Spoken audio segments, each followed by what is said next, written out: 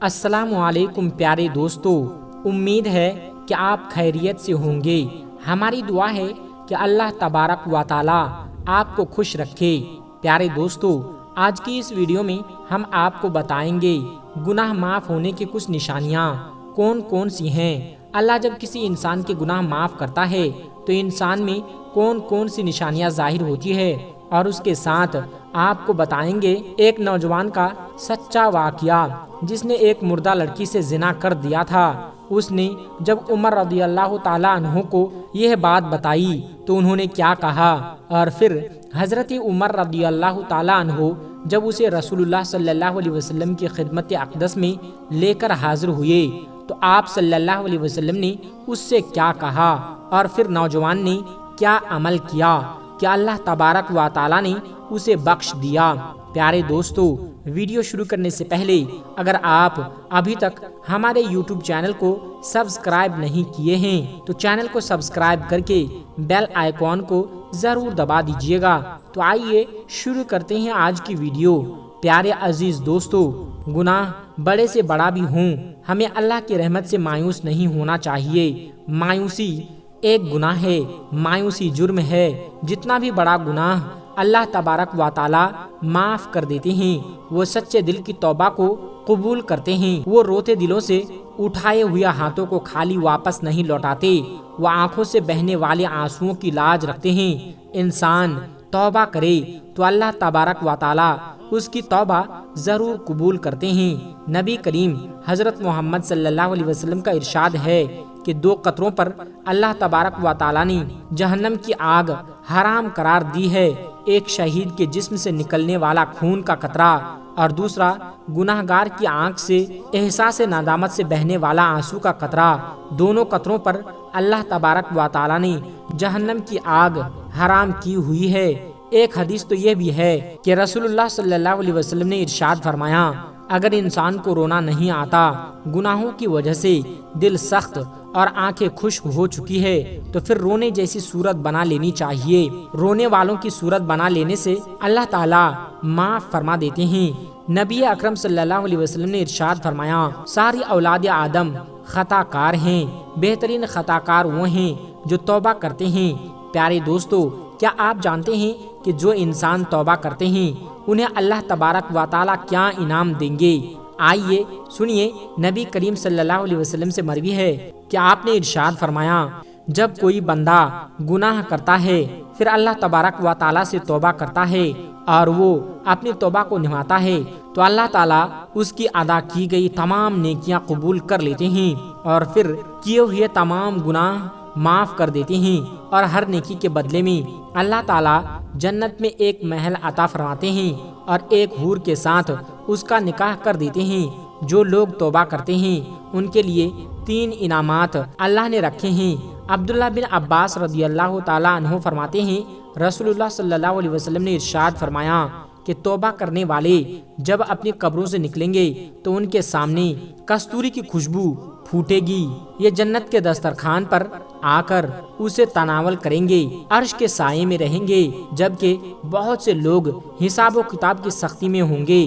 دوستو، توبہ کا بھی ایک وقت مقرر ہے، اپنے گناہوں سے جلد توبہ کر لینی چاہیے۔ عمر کب بے وفا ہو جائے کوئی علم نہیں، زندگی کی ڈوری کب کھینچ لی جائے کسی کو خبر نہیں، موت کا ناکارہ کب بج جائے یہ کوئی نہیں جانتا۔ توبہ کا بہترین وقت زندگی ہے، انسان کو اپنی زندگی میں توبہ کر لینی چاہیے۔ یہ نہ ہو کہ موت سامنے ہو اور اس وقت اللہ تبارک و تعالیٰ پکارنا شروع کر دے، اس وقت توبہ قبول نہیں ہوگی۔ اللہ تبارک و تعالیٰ فرماتے ہیں کہ ان لوگوں کی توبہ قبول نہیں ہوگی جو برے عمل کرتے رہیں، یہاں تک کہ جب ان میں سے ایک کے سامنے موت آ کر کھڑی ہو تو وہ کہنے لگے میں توبہ کرتا ہوں، تو اس کی توبہ قبول نہیں ہوتی۔ فرعون کو بھی جب موت سامنے نظر آئی تو اس نے بھی یہی کہا تھا کہ میں موسیٰ کے رب پر ایمان لاتا ہوں، مگر اس وقت پانی سر کے اوپر سے گزر چکا تھا۔ توبہ جوانی کی اچھی ہوتی ہے۔ ہم جس جوان کا واقعہ بتانے جا رہے ہیں اس میں بھی جوانی میں توبہ کی تھی۔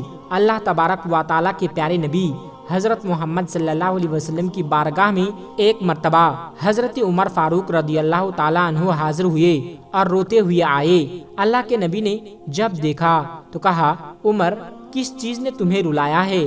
حضرت عمر نے فرمایا، یا اللہ کے رسول، مجھے ایک شخص ملا، اس نے گناہ کیا ہے اور اس گناہ کے ڈر سے وہ اتنا رو رہا ہے، گڑ گڑا رہا ہے، تو اس کو روتا ہوا دیکھ کر مجھے بھی رونا آ گیا۔ اللہ کے نبی صلی اللہ علیہ وسلم نے کہا کہ اے عمر، وہ شخص کہاں پر ہے؟ تو حضرت عمر رضی اللہ تعالیٰ عنہ نے کہا کہ وہ باہر کھڑا ہے۔ اللہ کے نبی نے کہا، اسے جلد سے جلد اندر بلاؤ۔ اس شخص کو اندر بلایا گیا تو اللہ کے رسول صلی اللہ علیہ وسلم نے اس شخص سے پوچھا، بتا، تو اتنا کیوں روتا ہے؟ ایسا کون سا تو نے گناہ کر دیا ہے جس کے لیے تو اتنا رو رہا ہے؟ تو اس شخص نے کہا، یا رسول اللہ صلی اللہ علیہ وسلم، مجھ سے ایک بہت بڑا گناہ ہو گیا ہے، بہت ہی بڑا گناہ۔ اللہ کے نبی نے کہا کہ کیا زمین سے بھی بڑا گناہ ہو گیا ہے؟ کہا، ہاں یا رسول اللہ، زمین سے بھی بڑا گناہ ہو گیا ہے۔ کہا، کیا آسمان سے بھی بڑا گناہ ہے؟ کہا کہ ہاں یا رسول اللہ، آسمان سے بھی بڑا گناہ ہے۔ اللہ کے نبی صلی اللہ علیہ وسلم نے کہا، کیا عرش عظیم سے بھی بڑا گناہ ہے؟ کہا، ہاں یا رسول اللہ، عرش عظیم سے بھی بڑا گناہ ہے۔ اللہ کے نبی صلی اللہ علیہ وسلم نے کہا کہ اللہ کی رحمت سے بھی بڑا گناہ ہے؟ اس شخص نے کہا کہ نہیں یا رسول اللہ، اللہ کی رحمت سے بڑی نہیں ہے، مگر میں نے جو گناہ کیا ہے وہ بہت بڑا ہے۔ اللہ کے نبی نے فرمایا، بتا تو صحیح وہ گناہ کیا ہے؟ اس شخص نے کہا کہ مجھے بتانے میں شرم آتی ہے۔ اللہ کے نبی نے فرمایا کہ بتا تو۔ اس شخص نے اپنا قصہ سنانا شروع کیا کہ یا رسول اللہ، میں ایک کفن چور ہوں اور میرا گزارا بھی اسی سے چلتا ہے۔ جب بھی کسی کی موت ہو جاتی ہے، میں قبرستان جا کر قبر کھود کر مردے کے کفن کو نکال لیتا ہوں اور پھر بازار میں بیچ دیتا ہوں، یہی سے پیسہ کماتا ہوں اور اپنے گھر والوں کے گزارے کا انتظام کرتا ہوں۔ مگر ایک دن ہوا یوں کہ مجھے جب پتا چلا کہ فلاں شخص کی ایک لڑکی کا انتقال ہوا ہے، اسے کفن میں ڈال کر دفنایا گیا ہے، تو میں رات میں اس لڑکی کے کفن کو چرانے کے لیے گیا، قبر کو کھودا اور پھر اس لڑکی کو جو ہے کفن سے الگ کیا اور کفن نکال کر قبر سے جیسے ہی باہر نکلا اور جیسے ہی تھوڑی دیر آگے چلا تھا کہ شیطان نے مجھ پر حملہ کر دیا، اور پھر میں واپس پلٹا، قبر میں گیا اور اس مردہ لڑکی کے ساتھ میں نے بدکاری کر لی، زنا کر لیا۔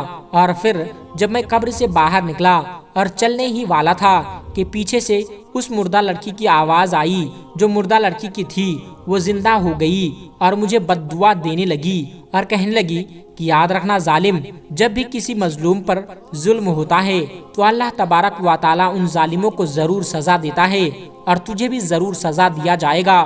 بس یہ آواز اس لڑکی کی میرے کان میں گونجی، میں ڈر گیا، اللہ تبارک و تعالیٰ کا خوف میرے اندر آ گیا اور میں یوں رونے لگا، یا رسول اللہ، کئی دن ہو گئے میں چین سے سو نہیں سکتا، اس لڑکی کی آواز میرے کان میں گونج رہی ہے، آپ اللہ سے کہیے اللہ مجھے معاف کر دے۔ جب اللہ کے نبی نے یہ بات سنی، اس کا یہ قصہ سنا، اللہ کے نبی نے کہا، جلدی سے یہاں دور ہٹ جا، کیونکہ تو نے ایسا گناہ کیا ہے کہ اللہ تبارک و تعالیٰ ابھی یہی عذاب ڈال سکتا ہے۔ اسی لیے اس شخص کو وہاں سے نکالا، پھر وہ جنگل و بیابان میں چلا گیا، 40 دن تک بھٹکتا رہا، اللہ سے معافی مانگتا رہا، مگر آخر میں ایک مرتبہ 40 دن ہو گئے، وہ تھک گیا، اس کے دل سے آواز نکلی، اللہ کی بارگاہ میں کہا، مولا، اگر میرا گناہ تیری رحمت سے چھٹا ہے تو مجھے معاف کر دے، اور اگر تو چاہتا ہے کہ میرا بہت بڑا گناہ ہے تو مجھے اس کا عذاب جو ہے وہ زمین پر ہی اس دنیا میں دے دے اور مجھے آخرت کے عذاب سے بچا لے۔ اگر میری توبہ کو قبول کر لیتا ہے تو اپنے محبوب اللہ کے نبی صلی اللہ علیہ وسلم اور صحابہ سے کہلوا کر مجھے معاف کر دے۔ اور پھر اللہ تبارک و تعالیٰ نے اس کی اس ادا کو پسند کیا اور ان کی توبہ کو قبول کیا، اور حضرت جبرائیل کے ذریعے سے اللہ نے کہا کہ جاؤ میرے محبوب کو کہہ دو کہ اس شخص کو ہم نے معاف کر دیا۔ اللہ کے نبی نے اس شخص کو بلایا اور خوشخبری دی کہ اللہ نے تمہیں معاف کر دیا ہے۔ دوستو، اللہ کی رحمت سب سے بڑی ہے، توبہ کا دروازہ کھلا ہے، آپ بھی معافی مانگیے، میں بھی انشاءاللہ معافی مانگتا ہوں۔ اللہ آپ کو ہمیشہ خوش رکھے۔ میں ملتا ہوں آپ کو اگلی ویڈیو میں، تب تک کے لیے اللہ حافظ۔